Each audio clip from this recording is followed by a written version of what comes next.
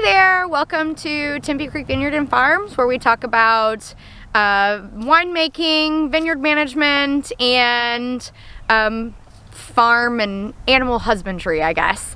So today I'm just gonna do a short little tutorial on how to get cuttings if you want to propagate your cuttings to continue on with your vineyard. This is definitely the most inexpensive way to do it, though it is time consuming. You're probably gonna add another 2 years if you use propagated plants versus buying rootstock from a nursery.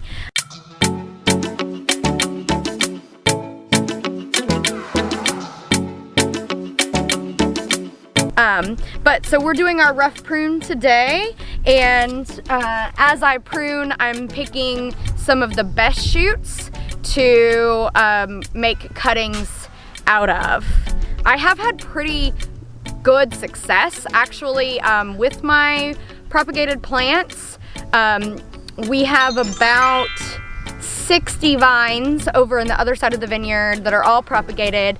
None of them have produced yet, and they're going on there second leaf for some, third leaf for others. None of them will be harvested this year, but maybe next year. We'll see if some of them are strong enough.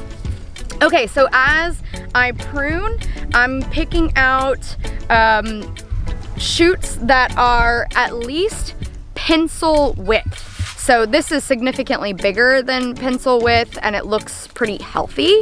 It has this like nice red color to it, not a lot of frost damage, and nice green wet inside, so you can see that everything is pumping through it well, and it's healthy wood.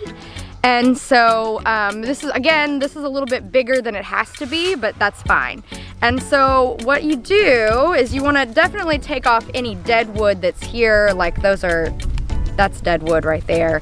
And then these small shoots that came off of this, I'm just gonna cut down to about right there. I definitely don't want to cut all the way here, because then you'll have dieback just like you would on your regular cordons, and you don't want to have dieback. And so I'm gonna cut at that like one bud position, and these we can just cut off.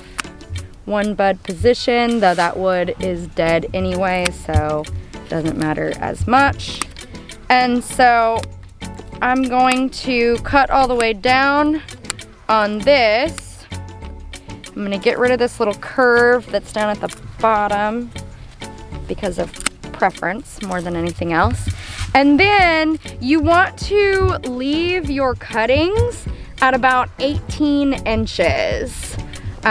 So I'm just gonna cut down. This one will probably make 3, roughly.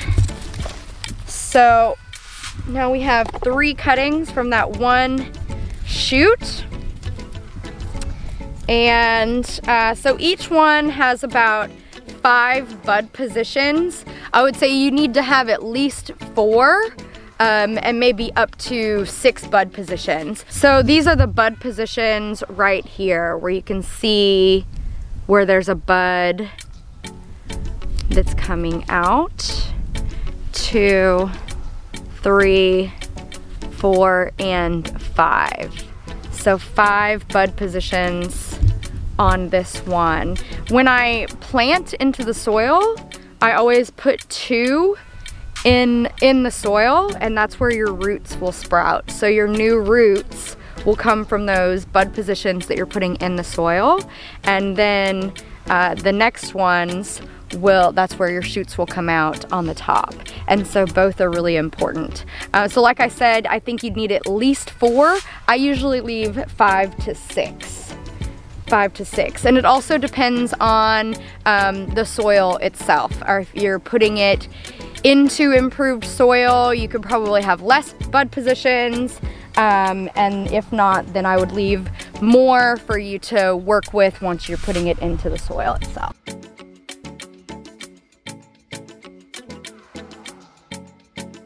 So today we're going to be talking about how to choose and then propagate vine cuttings. These are from our Blanc de Bois vines going into their 4th leaf, so their 4th year.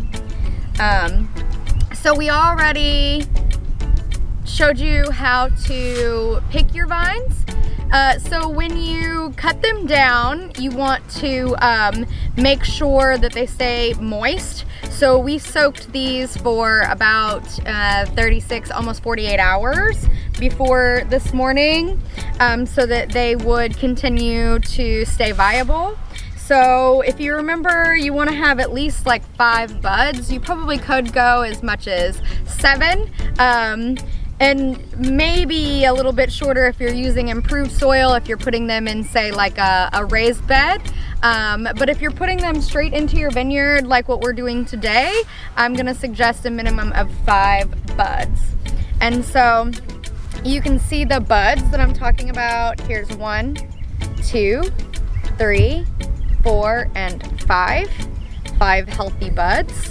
And you can see that inside the vine it is still green and viable. And actually we've already got a little bit of bud swelling. I mean, they look really healthy, so I feel like this is gonna be a good one. Okay, so again, you wanna make sure that your vines are moist. And then we use this root hormone called Myconazole. I just got this off of Amazon. It is nothing like super special. You can get the same thing at Walmart or Tractor Supply. All the different brands have them. It's just a root hormone. It just gives the plant some extra nutrients to stimulate growth.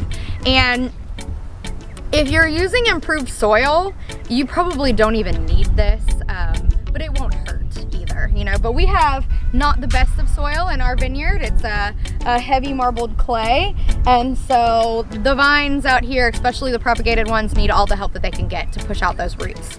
Okay, so I just dipped the very end of my cutting in the Myconazole. And you want to make sure that when you put it in the ground that your buds are facing up. So you definitely want to watch that to make sure that they are facing up. And the next one.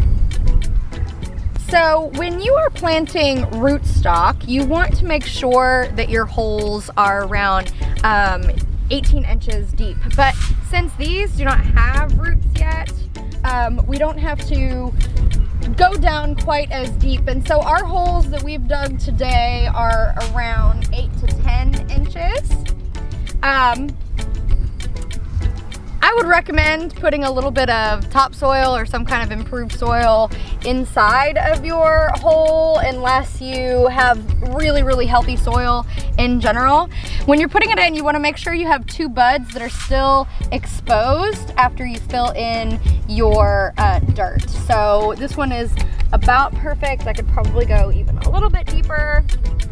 So I'll pull out some of this dirt. Good. All right, and then for us, since we have clay soil, we kind of scrape the sides. I honestly don't know if this helps or not, but again, it doesn't hurt, and it, in theory, I think it helps the little baby roots be able to push through a little bit more. And then you just backfill.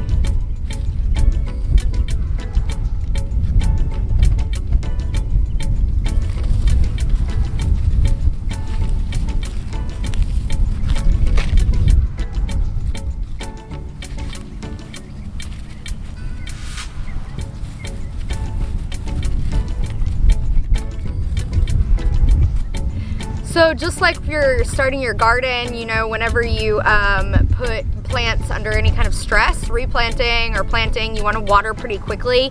And so if you don't have an irrigation system already set, I would have water with you to go ahead and water you know, maybe even as much as like a half a gallon on each one of your cuttings when you put them in the ground. I'm gonna plant everything that I'm gonna do today, and then I'm gonna run our irrigation system for about an hour, 45 minutes to an hour, to make sure that everything gets watered. But if you don't already have your irrigation set up, you wanna make sure that you have some water out with you in the vineyard. So this is a pretty good example of what you want to see outside of your ground. You could even go a little bit deeper, maybe up to here. You notice I have 2 buds that are sticking up out of the ground, and that is a minimum. You want to have 2 buds sticking out of the soil. And so this soil might sink a little, so we might have to come back and add some soil at some point. Our grow tubes are already out here and prepared, so we can just go right over.